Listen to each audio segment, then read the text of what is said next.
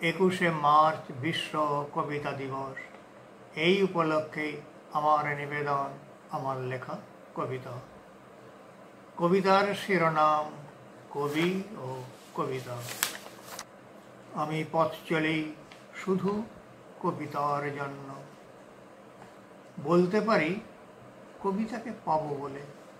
আমার নয়নে কবিতা, মননে কবিতা, হৃদয়ে কবিতা। এক বুক আশা নিয়ে সেই কবে থেকে হেঁটে চলেছি, যার আদি নেই অন্ত নেই। কবিতা কখন যে গান হয়ে ঝরে পড়ে হৃদয়ে কন্দরে। কবিতা কখন যে ছবি হয়ে ফুটে ওঠে আলতামিরার গুহায়, অজন্তা ইলোরার মাঝে, জানি না।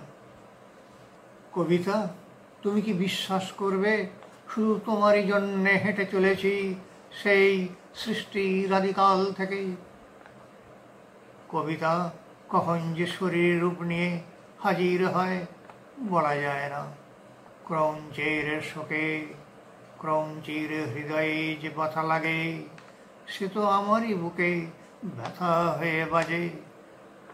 তখনই কবিতা উচ্ছ্বসিত হয়ে ওঠে, কলকল করে ছুটে চলে ধূর্যটির জটাজল থেকে।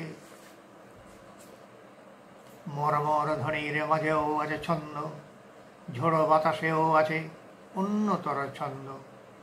নানা গাছের পত্র বিন্যাসেও দেখা যায় ছন্দের দোলা। গ্রহ তারাও বাঁধা আছে নিত্যকালের ছন্দে। এই ছন্দে আন্দোলিত হতে হতেই কবিও কথার মালা গাঁথেন কবিতায়। যখন বিদেশি শক্তির সাহায্যে জঙ্গি গোষ্ঠী ঢুকে যায় ভারতে, হাতে তাদের ভয়ঙ্কর মারণাস্ত্র, ভারতের মধ্যে থাকা বিচ্ছিন্নতাবাদী শক্তিকে যারা বিভিন্নভাবে সহযোগিতা করে, মাঝে মাঝেই দেখা যায় দাবি আদায়ের জন্য যারা বিদেশি পতাকা হাতে নিয়ে মিছিল করে, যারা নিজেদের ভারতীয় বলে ভাবতে পারে না, তাদের মুখোশ ছিঁড়ে দিতে কলম ধর কবি। প্রমাণ করো তুমি পরান্নজীবী নও তুমি সিদ্ধরা বিকিয়ে দেওয়া কিন্নর মতো প্রাণে। কবি থাকে মানুষের পাশে জনতার ভিড়ে। কবি ট্রেঞ্চে বসেও কবিতার লাইন সাজায়, জেলখানা থেকেও প্রিয়র উদ্দেশ্যে কবি কবিতার মালা গাঁথেন।